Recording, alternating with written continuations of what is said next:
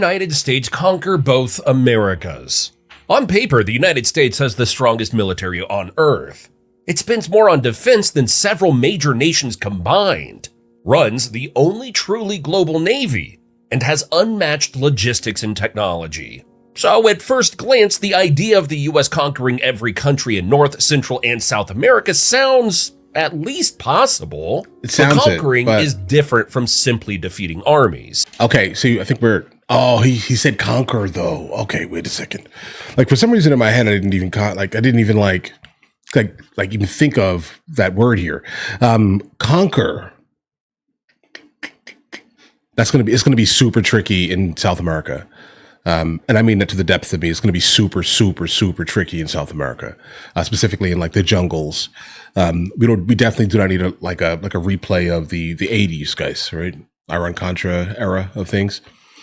But immediately defeating armies, yeah, I think so, guys. No problem at all. Conquest means occupying territory, pacifying populations, running governments, and maintaining control for years. Once you factor in geography, manpower, politics, and economics, the question becomes less about winning fights and more about whether the US could actually hold an entire hemisphere. Yeah. The math. Occupation standards generally assume around 20 soldiers per 1,000 residents to maintain order. Outside the US, the Americas hold more than 660 million people. That means roughly 13 million troops would be needed just to keep the peace.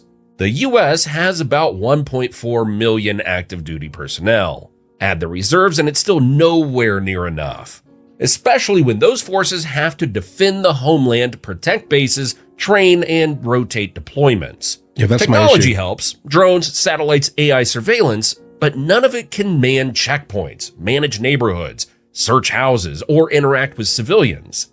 The US can win conventional battles almost everywhere. Yeah, I think so. It cannot magically produce the millions of people needed to police 2 continents.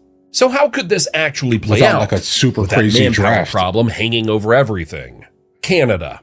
Canada's population is clustered near the US border. Most cities like Toronto, Montreal, and Vancouver are exposed.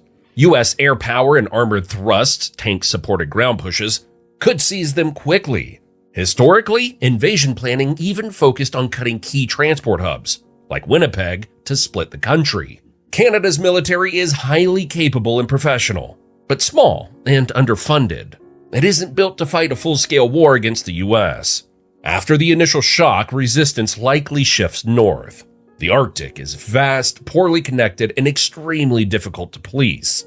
Small guerrilla groups could operate there for years, possibly with quiet outside support. Meanwhile, internal politics might split.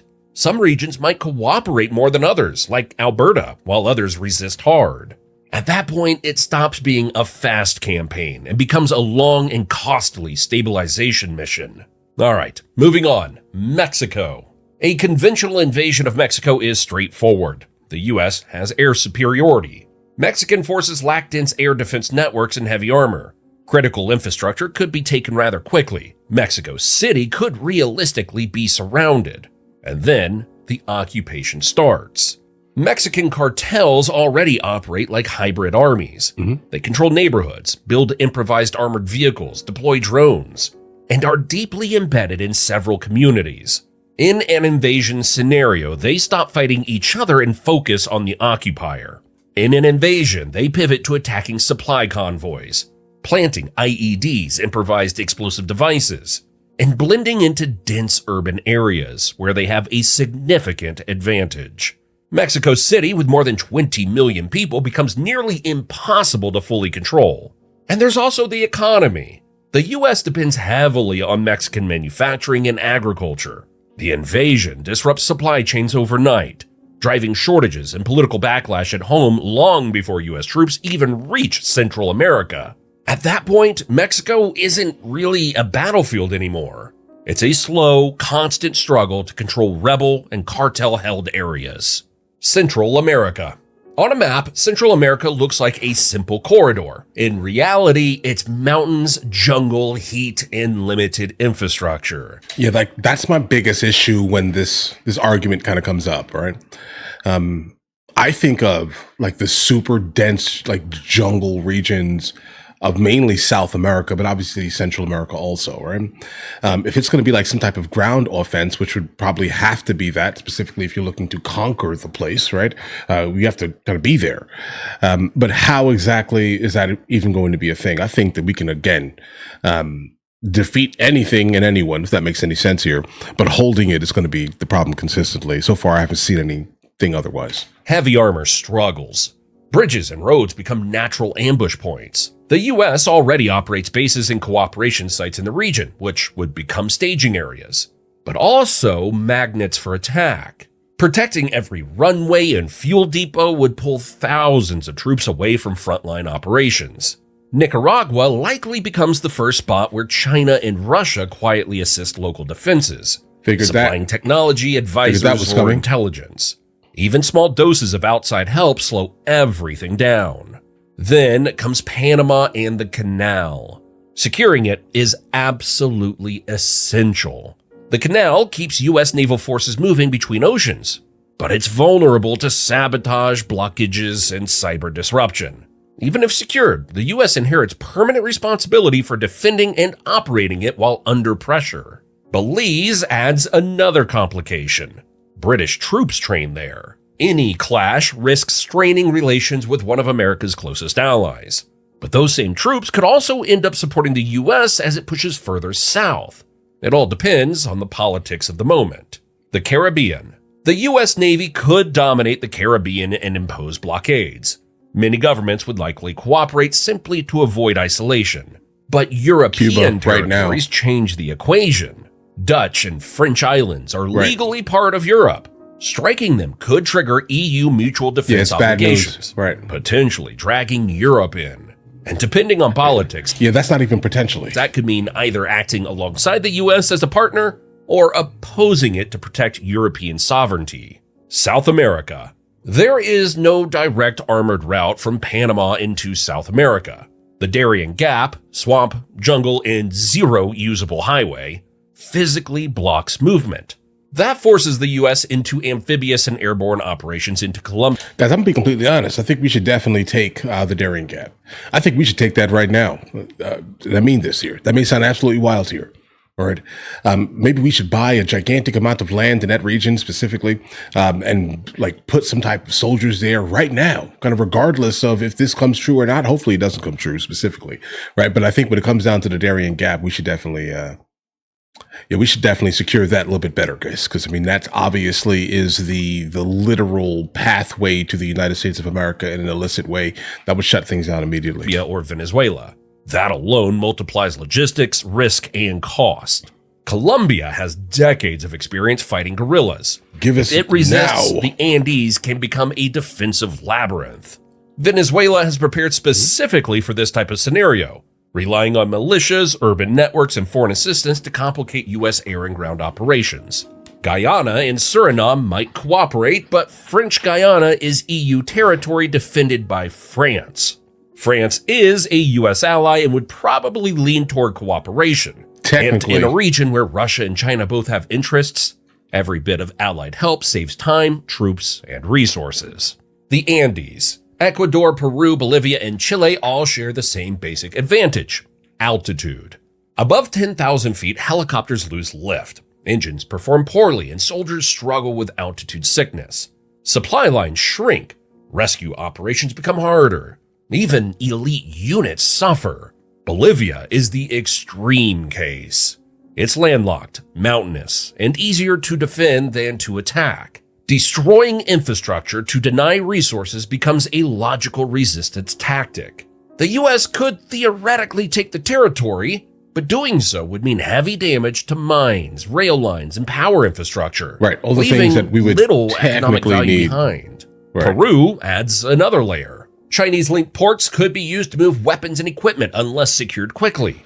And China's economic stake there could heavily shape what happens next. Chile has a disciplined, well-trained military. It cannot outlast the U.S. forever, but it can make every phase slow, methodical, and costly. Brazil.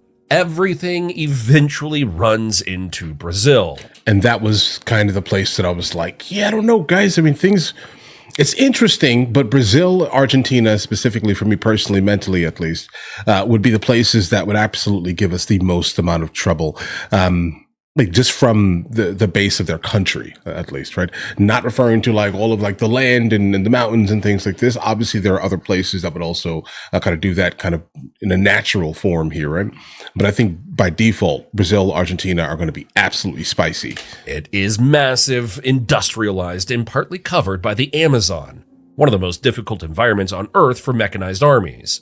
The jungle hides fighters, degrades equipment, limits air support, spreads disease, and drags operations out indefinitely. Right. Then there are the mega cities, Sao Paulo and Rio. Policing them would require enormous manpower. We don't have Criminal networks already operate like localized militias, further complicating occupation. All of the Brazil's favelas. submarine fleet would also force the U.S. Navy to divert major resources into constant anti-submarine patrols to protect shipping and carriers. Even if Brazil cannot win outright, it can stretch the conflict beyond what is economically sustainable. By the time the campaign reaches Argentina or Uruguay, exhaustion matters more than enemy strength. The invisible enemies, logistics, money, and home politics. Every additional mile stretches supply lines. Fuel, ammunition, medical equipment, and spare parts must move thousands of miles through terrain perfect for ambushes. Every road needs repair, often multiple times. Every base needs guarding. Economically, the U.S. becomes its own victim. A huge share of its oil, food, and strategic minerals comes from the very countries it would now be invading.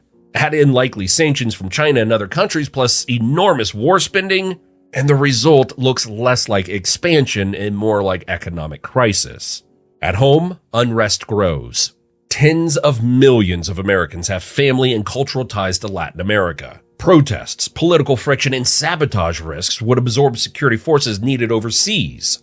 The U.S. would still win most, if not all, tactical battles. Yeah. But the war would slowly erode national stability. So this scenario produces three realistic outcomes. It'll just be incredibly total expensive. Conquest, extremely unlikely. Right. Yes, the U.S. could defeat every national army. No, it cannot occupy every population. Manpower isn't there. Money isn't there. Political patience isn't there. No. Insurgencies never stop. 2, Fortress the protests North are crazy America. now? Oh, plausible. No. The U.S. takes Canada, occupies Mexico and Central America, controls the canal, and blockades South America. It technically wins, but inherits permanent resistance and long-term resentment across the hemisphere. I mean, for the most part, I mean, that's kind of what the goal is right now anyway, but let's go. 3, quagmire and retreat. We'll talk more towards the end. Likely. The U.S. advances, burns enormous resources, bogs down in Mexico and the Andes, then withdraws under economic and political pressure. Weaker than before, while its rivals move in to build influence afterwards. Ironically, after the chaos, outside powers like China likely gain influence by helping rebuild. So, could the U.S. conquer both Americas? Militarily, it can defeat every army. Right. But conquest isn't about firepower. It's about whether populations accept rule, whether supply chains hold, whether the economy survives, and whether the occupier can stay indefinitely. And if you want to see what would happen if BRICS attacked the U.S., check out the video you now see on your screen. That'd be BRICS. Brazil, Russia, India, China, South Africa, the BRICS nations. That would also be interesting, guys. Send that one to me. 1 second. All right. So yeah, I think our overall goal anyway is like to kind of enact or reenact, let's say, the Monroe Doctrine, that basically means that the United States of America is going to kind of have almost complete control for the most part of us, along with everything outside of us in terms of the Western Hemisphere, right? So if that's going to be the end goal, it sounds like that needs to kind of happen anyway, right? If that's the end goal. I'm not sure that's going to be the greatest thing on the planet here. In my head, it's just like, hey, listen, guys, if you just take the Dorian Gap, right? then I think that'll probably be enough, guys. Darien gap. Like if you just do that, then yeah, everything will be fine for the most part here. You can kind of fix, I'd say, 80% of the problems by just securing that region specifically. All right, in terms of like the Monroe Doctrine, at least. But definitely, great video, guys. Great hypothetical. Guys, do you want to watch movies with me? I never actually thought to like promote it over here, guys. But if you guys do want to watch it, guys, we have hundreds of movies, and I mean hundreds of movies that we've reacted to. You guys can come watch them with me if you want to, along with many TV shows. Currently, we're working on the show Dexter, along with Vikings, and we have a lot of series that are already completed. But if you guys do want to watch it with me, the link is in the description. Everything's available at the second tier. But of course, if that's not your thing, guys, don't worry. Right? Listen, like and subscribe.